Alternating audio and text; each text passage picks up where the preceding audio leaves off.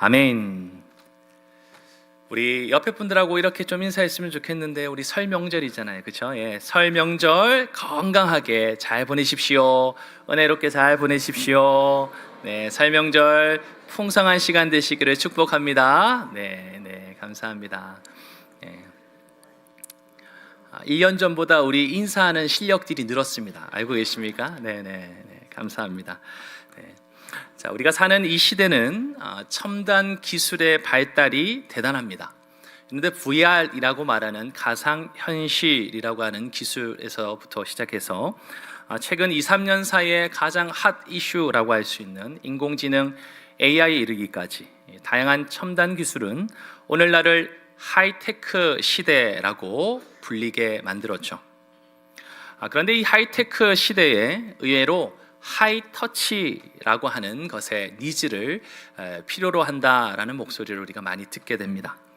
최근 교육계에서도 사용되는 이 하이터치라는 말은요, 인간적인 연결, 또 정서적인 어떤 지지, 사람을 응원하고 그렇게 격려하는 것을 강조하는 표현으로 사용되곤 합니다. 예를 들어서 교사가 학생이 공부하는 것에 대해서 정서적으로 또 이해해주고 격려해 줄 때 그 학생은 더 건강하게 또 더 적극적으로 학습에 참여하게 된다는 거예요. 특히 부모는 일터로, 아이들은 학교와 학원으로, 심지어 영유아 아이들마저도 어린이집으로 떠나서 각각 살아가기에 바쁜 이 한국 사회에서 터치를 잃어간다라는 얘기들을 많이 듣습니다. 마치 노터치의 삶을 살고 있는 이 한국 사회 가운데서 어느 때보다도 이 하이테크의 편리하고 또 윤택한 삶을 살지는 몰라도 우리에게는 이 하이터치가 더 필요하다, 갈망한다라는 이야기들이 많아지고 있다는 거죠.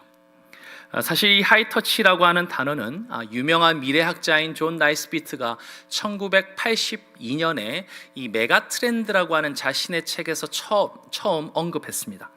이 첨단 기술을 바람직한 쪽으로 잘 소화해서 대응할 수 있는 인간의 정신, 인간의 그런 모습을 이 하이터치라고 하는 단어에 그렇게 묘사했습니다.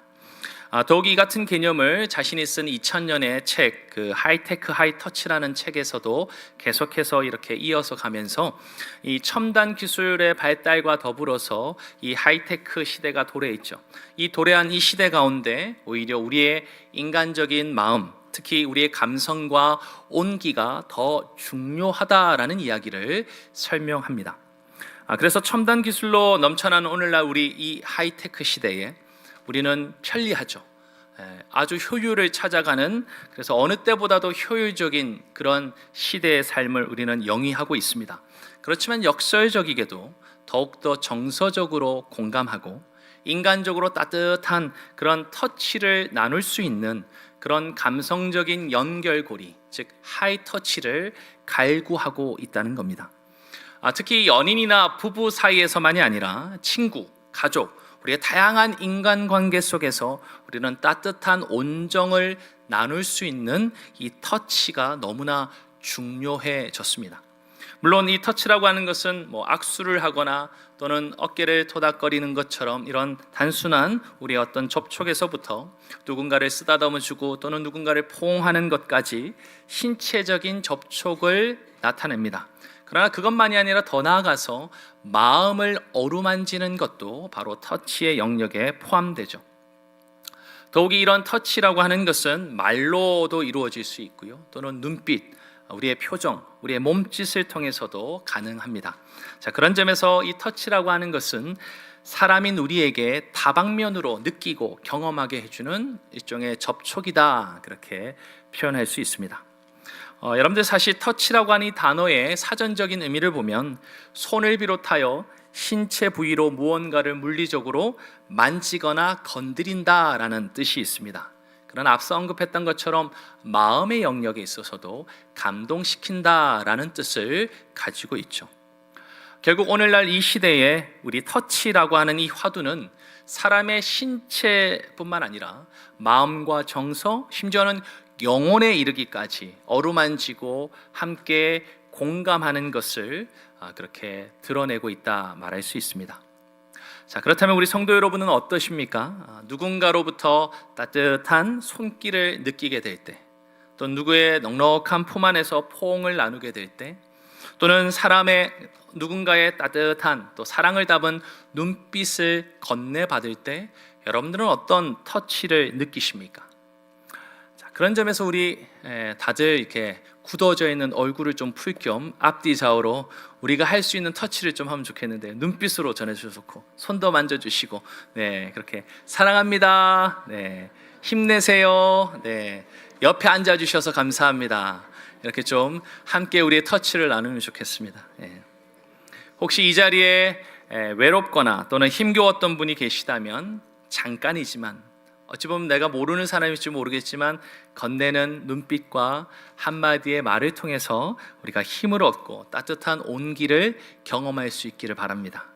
또 뿐만 아니라 뭔가 포기해버리고 싶은 마음이 있었던 분이 혹 계시다면, 또 그런 우리의 옆에 누군가가 힘내, 또는 누군가 건네는 손 한 번의 따뜻한 손길을 통해서 우리가 다시 일어설 용기를 얻을 수 있기를 간절히 바랍니다. 여러분들 이처럼 말로든 또는 눈빛으로든 또는 우리가 구체적으로 손을 잡고 포옹하는 이런 여러 가지 행위들을 통해서 우리는 육체적인 것뿐만 아니라 정서적으로, 그리고 심지어는 영적으로 따뜻하고 감성적인 터치를 경험할 수 있습니다. 자, 그런데 여러분, 비단 저나 여러분만이 아니라 오늘 본문에도 보면 한 인물, 이 터치가 필요한 한 인물이 등장합니다. 오늘 본문에는 구체적으로 두 사람이 메인 인물처럼 등장합니다. 한 사람은 당연히 예수님이셨고, 또 다른 한 사람은 오늘 나병 환자라 그렇게 불리고 있습니다. 이 나병 환자가 예수님께 찾아왔어요. 꿇고 엎드려서 간구합니다. 자신을 치료해 달라고 말이죠. 여러분들, 사실 나병이라고 하는 것은 우리가 한센병, 예전에는 이것을 조금 하대해서 문둥병이라고까지 표현한 이 한센병을 포함한 다양한 피부 질환을 포괄하는 그런 통칭하는 단어였습니다. 그 당시 이 질병에 걸린 사람들은요, 사람들과 격리되어서 살아야 했습니다. 자신이 원래 살던 거주지에서 쫓겨났고요, 그리고 혼자서 이것이 분명히 다 나았습니다라는 증거를 그렇게 얻게 되기 전까지는 혼자서 다시 돌아오지 못하고 살아야 했습니다. 그래서 레위기 13장에는 이렇게 말했습니다. 우리 한번 같이 읽겠습니다. 시작. 병 있는 날 동안은 늘 부정할 것이라 그가 부정한즉 혼자 살되 진영 밖에서 살지니라. 자, 이렇게 홀로 고립되어서 격리되어서 살아야 하는 형편이 이 나병 환자였습니다. 자, 그러니까 이 나병 환자는 원래 오늘 본문처럼 예수님이나 또는 사람들 가까이에 다가올 수 없는 사람들이었습니다. 자, 하지만 그는 얼마나 절박했는지 지금 율법의 이러한 말씀을 깨트리면서까지 예수님 앞에 왔습니다. 자칫하면 사람들에게 돌을 맞을 수 있는 그런 위험에 노출되어 있었음에도 불구하고 말이죠. 자, 그만큼 이 나병 환자는 예수님을 찾아와서 그분께서 자신을 치유해 주시기를 간절히 소원했던 거죠. 사실 나병은 치유되는 것이 거의 불가능하다고 여겨졌습니다. 특히 단순한 피부병 정도의 나병이 아니라 아까 말씀드린 이 한센병이라 말하는 이 나병은 하나님의 저주라고 간주되었죠.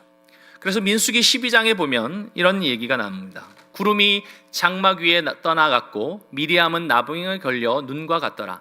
아론이 미리암을 본즉 나병에 걸렸는지라. 이어서 12절에 보면 그가 살이, 12절 말씀입니다. 그가 살이 반이나 썩어 모태로부터 죽어서 나온 자 같이 되지 않게 하소서. 지금 그 모세를 반역하듯 공격했던 이 미리암에게 나병, 분명히 이 설명을 보면 한센병에 해당하는 나병이 분명히 나타났던 것 같습니다. 자, 이처럼 나병은 하나님으로부터 임하는 저주와 같은 질병으로 여겨졌다는 거예요. 그래서 누구와요? 하나님만이 고칠 수 있는 것이라 사람들은 생각했습니다. 물론 구약에서도 이 나병이 치유되는 사건이 두 차례 등장합니다. 한 번이 바로 우리 보았던 이 민수기 12장에 그 미리암에게 나타났던 이 나병을 모세가 치유하는 일이었죠. 또 다른 하나는 열왕기하 5장에 보면 우리가 너무나 잘 아는 이 엘리사 선지자가 나병에 걸렸던 나만 장군을 치유시켜 주는 것을 우리가 볼 수 있습니다. 하지만 이 두 사건 외에는 구약의 어디를 찾아봐도 나병이 나은 일을, 치유된 일을 우리는 결코 찾을 수가 없습니다. 그러니까 분명히 이 나병 환자, 이 구약의 이야기를 잘 알고 있었던 그는 이 예수님께 비록 찾아와 꿇어서 간구하긴 했지만 분명히 그냥 쉽게 치유될 수 있는 것이 아님을 너무나 잘 알고 있었을 것입니다. 하나님만이, 그리고 하나님이 보내신 메시아만이 이 나병을 낫게 해주실 것임을 그는 잘 알았죠. 그래서 이 나병 환자는 예수님을 찾아와서 꿇어 엎드렸습니다. 마치 백성이 왕에게 와서 간절하게 무언가를 간구하는 것처럼 예수님께 그렇게 간청했다는 거예요. 오늘 40절 하반절에 보면 뭐라고 말하냐면 원하시면 저를 깨끗하게 하실 수 있나이다 라고 말입니다. 자, 그는 예수님을 향해서 당신께서 원하신다면 나를 깨끗하게 하실 수 있습니다 라고 고백했다는 거예요. 놀라운 믿음이지 않습니까? 이러한 고백을 할 수 있는 것도 대단한 것입니다. 자, 그런데 여기서 우리가 눈여겨봐야 할 게 있습니다. 그가 예수님께 간청한 내용을 보면 고쳐주실 수 있다라는 말을 사용하고 있는 게 아니에요. 다시 말해 그는 예수님께 자신을 깨끗하게 해주실 수 있다라는 말로 표현하고 있다는 겁니다. 물론 들으시는 여러분들께서는 그게 뭐 다른 건가요? 이런 질문을 하실지도 모르겠습니다. 그런데 아주 큰 차이가 있습니다.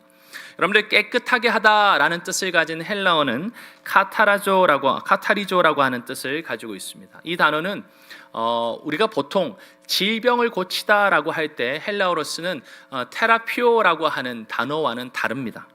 즉 질병을 고치다는 뜻을 가진 이 테라피오는 보통 일반적으로 의학적으로 해결되다, 고침받다, 치료되다라는 뜻을 사용합니다.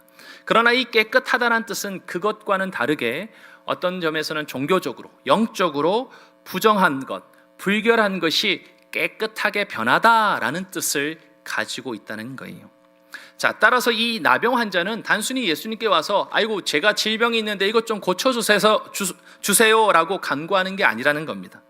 자신의 이 종교적인 영적인 이 자신이 가지고 있는 마음의 모든 어려움과 아픔까지도 주님 깨끗하게 해주세요라고 간청하고 있었다는 거죠. 앞서도 언급했던 것처럼 이 나병 환자는 공동체와 사회로부터 격리되고 고립되었던 사람입니다. 자신을 가까이 하지 못할 뿐만 아니라 자신도 스스로 밀어내야 했던 그런 삶을 살았던 거죠. 심지어는 성전에 나아가서 하나님께 예배할 수도 없었습니다. 그 기회조차도 차단되어 있었죠. 그러니까 그는 단절과 차단이라고 하는 이 삶의 상황 가운데서 살았습니다. 그런데 그 예수님께 나와서 자신의 육신의 질병을 고쳐주세요라는 것 정도가 아니라 그것을 넘어서 자신이 겪었던 그리고 겪고 있는 외로움, 그 괴로움, 그 고통과 아픔까지 깨끗하게 회복시켜 주실 것을 간구하고 있었습니다. 더 나아가서는 자신의 죄로 말미암아 하나님께로부터 이러한 저주 같은 질병을 얻은 것은 아닐까 하며 자신의 마음속에, 영혼 속에 품고 있던 그 괴로움과 두려움까지도 예수님께 깨끗하게 씻겨주기를 바랬던 거죠. 솔직히 이 나병 환자의 모습이 오늘날 이 세상 사람들의 모습은 아닐까요? 어떤 면에서 예수님을 알고 그분을 구주로 믿기 전에 저와 여러분의 모습은 아닐까요? 나병으로 인해 감각을 잃어버려 그리고 육신의 각 부분이 썩어 문드러져도 고통조차도 느끼지 못하는 것처럼 하나님을 떠난 영혼이 아무런 고통도 감각도 느끼지 못한 채 정작 병들어 점점 죽음을 향해 달려가는 것과 다르지 않다는 거죠. 자, 그런데 이 나병 환자는 비록 그런 모습, 그런 상태였음에도 불구하고 예수님을 향해 간절하게 나왔습니다. 그리고는 원하시면 저를 깨끗하게 하실 수 있나이다 라고 간구하였죠. 자, 그러자 예수님이 어떠한 반응을 하십니까? 우리 41절 말씀 우리 한번 같이 읽어보겠습니다. 자, 시작. 예수께서 불쌍히 여기사 손을 내밀어 그에게 대시며 이르시되 내가 원하노니 깨끗함을 받으라 하시니. 아멘. 우리는 보통 이 뒤에 있는 예수님의 선포에 관심을 갖습니다. 내가 원하노니 깨끗함을 받으라. 주님은 그렇게 얘기하셨죠. 맞습니다. 그러자 어떤 일이 벌어집니까? 곧 나병이 그 사람에게서 떠나가고 깨끗하여졌습니다. 자, 그런데 여러분, 이 기적 같은 치유 사건 가운데 우리가 놓치지 말아야 할 게 있습니다. 예수님께서 이 말씀을 선포하시기 전에 행하신 행동이었습니다. 여러분들 41절 다시 한번 봐볼까요? 예수님께서 어떻게 하셨냐면 이 말씀을 선포하시기 전에 불쌍히 여기사 손을 내밀어 그에게 대셨다는 거죠. 여러분들 얼핏 보면 예수님이 그렇게 치유하셨나 보네 라고 생각하고 끝내버릴지도 모르겠습니다. 하지만 예수님의 이 같은 행동이 어떤 의미인지를 우리가 좀 이해해보면 이것은 아주 놀라운 것이라는 걸 깨닫게 됩니다. 여러분들, 예수님은요, 이 나병 환자를 고치기 위해서 굳이 손을 대실 필요가 없는 분이십니다. 그분은 말로만 하셔도 이 나병 환자를 고치고도 남으실 수 있는 능력을 가지신 분이셨죠. 우리가 몇 주 전부터도 계속 살펴보고 있는 이 마가복음 1장의 우리 회당 이야기를 한번 생각해 보시죠. 마가복음 1장 25절 26절에 보면 그 더러운 귀신 들렸던 자에게 예수님이 꾸짖어 말씀으로 선포하시죠. 잠잠하고 그 사람에게서 나오라. 그 말씀만 하니까 이 더러운 귀신이 경련을 일으키고 그 사람에게서 빠져나왔습니다. 예수님은요, 손가락 하나 까딱 하지 않으셨어요. 말씀으로 이 귀신을 제압하고 떠나가게 하셨습니다.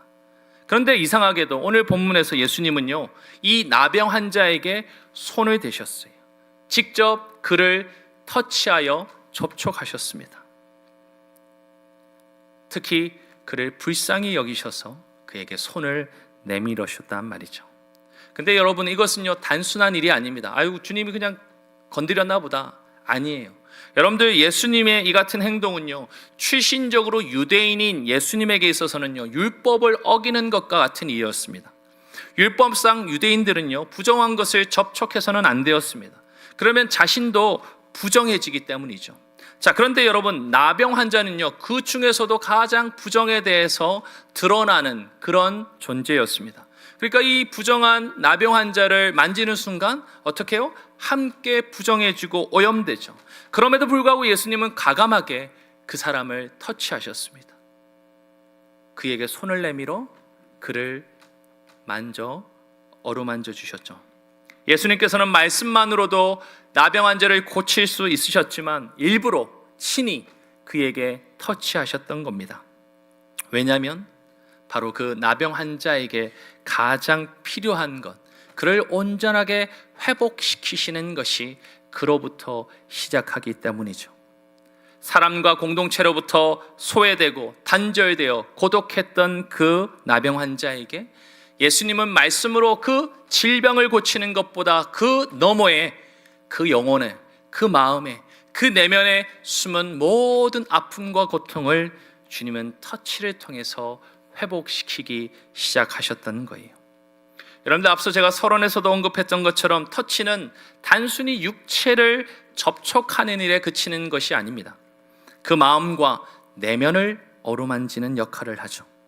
이 나병 환자가 얼마나 오랫동안 이 병으로 인해서 사람들로부터 격리되었는지, 공동체로부터 떨어져 살았는지 성경은 구체적으로 우리에게 알려주고 있지는 않습니다.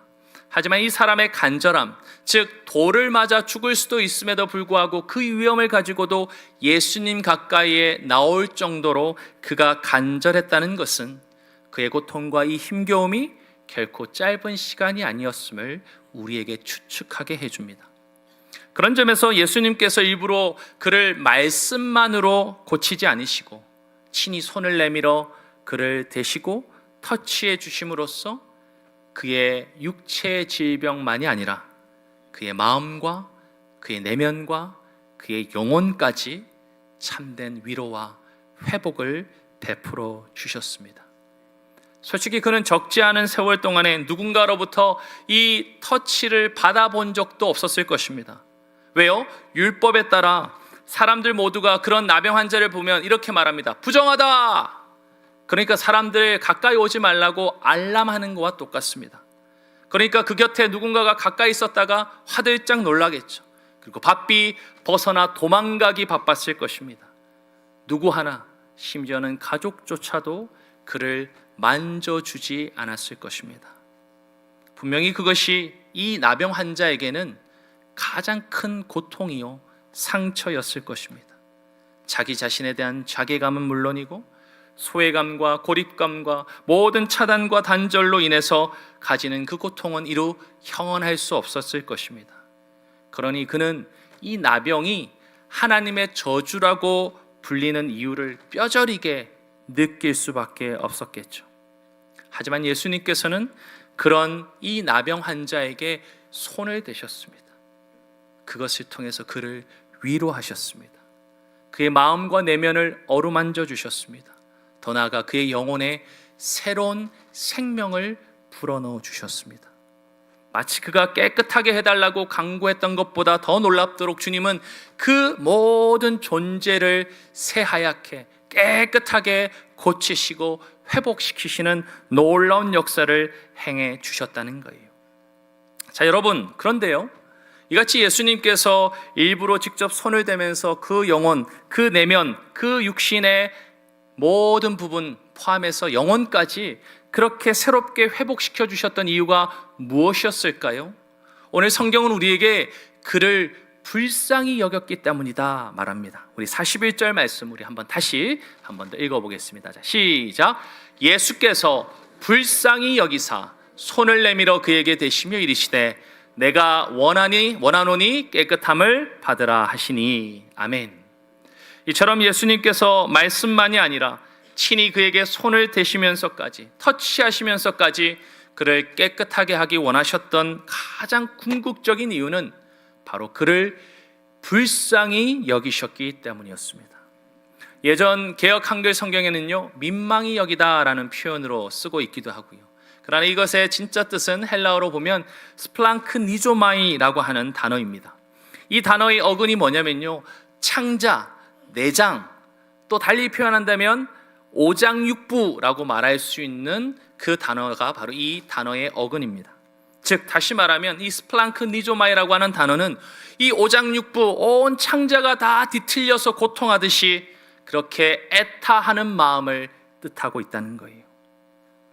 예수님께서는 이렇게 하나님의 저주라고까지 여겨지는 이 나병을 앓고서 적지 않은 세월 동안에 사람들로부터, 가족들로부터, 공동체로부터 소외되고 격리되어서 홀로 고통하고 외로움 가운데 살았던 이 나병 환자가 간절하게 원했던 자신을 깨끗하게 해달라는 이 일에 단순히 질병을 고치고 그의 문제만 고친 것이 아니라 이 오장육부가 뒤틀리듯 아파하는 그 마음을 공감하면서 그를 온전하게 치유해 주셨습니다.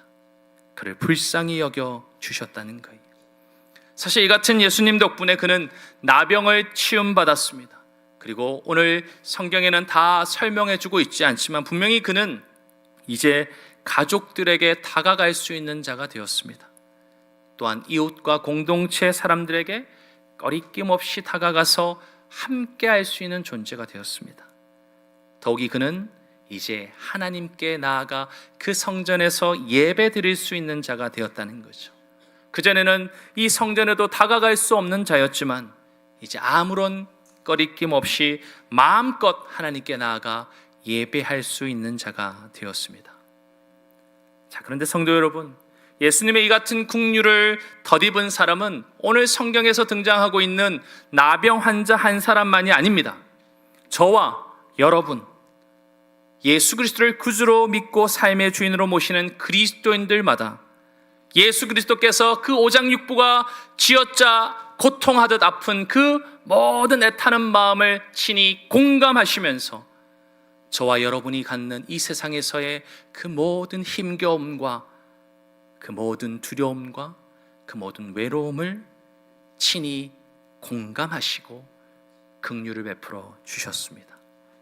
특히 그 긍휼이 가장 최고로 드러나는 자리인 바로 십자가에서 말이죠.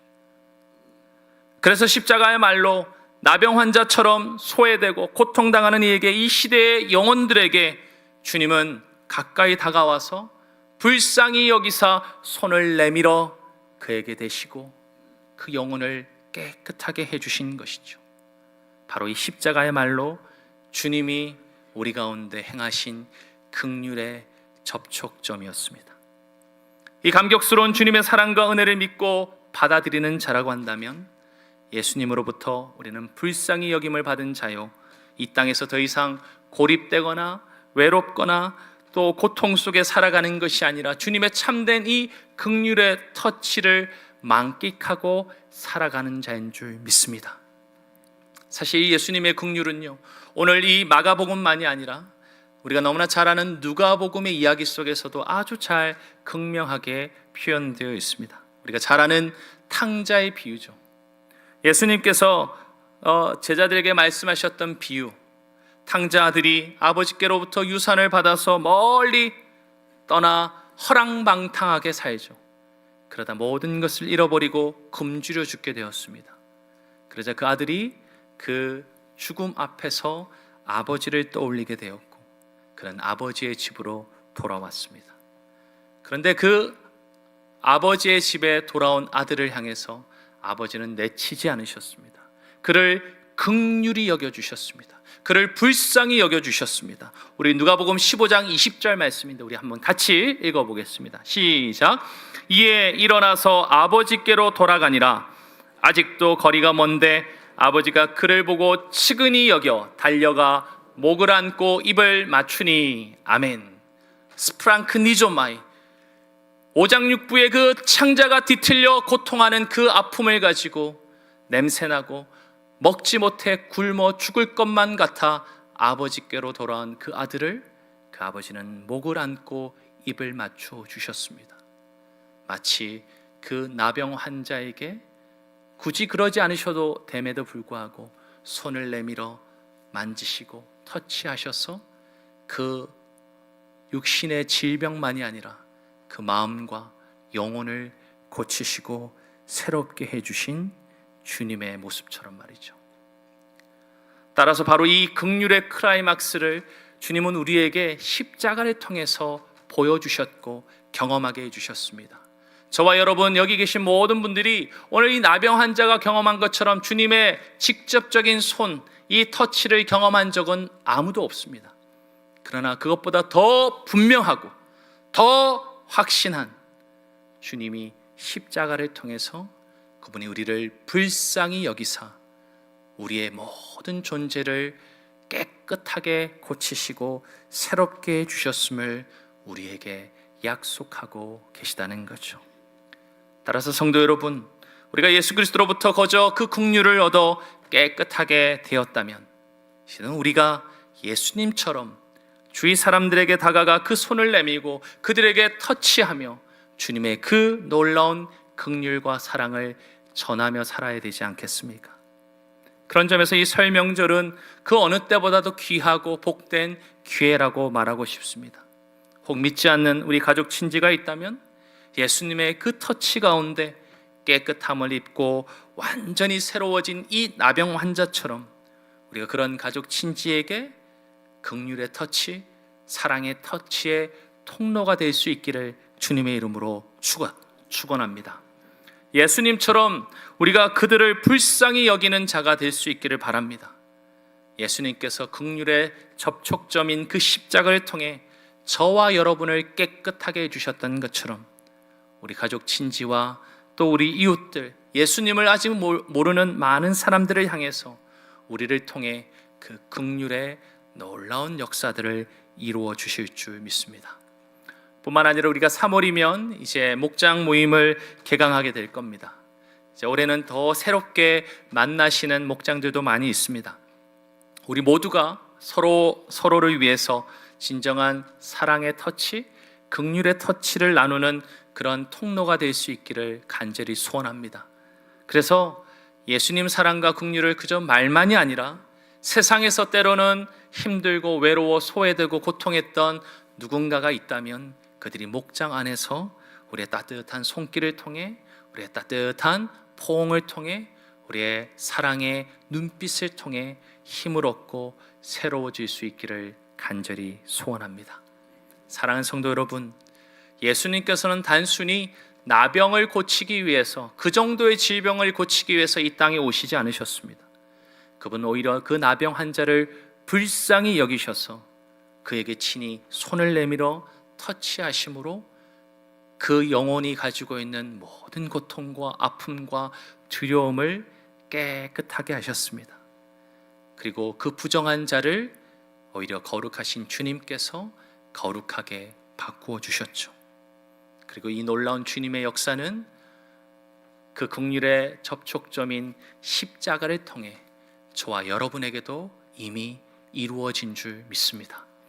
그것을 믿기에 우리는 오늘도 예수 그리스도 안에 있는 이 놀라운 사랑의 터치, 이 긍휼의 터치를 우리 가족 친지에게, 또 우리의 아는 함께 살아가는 지인과 이웃에게, 그리고 이 목장에 있는 귀한 믿음의 식구들 가운데 전하고 나누면서 주님이 주시는 참된 치유와 회복을 만끽할 수 있기를 주님의 이름으로 축원합니다. 아멘.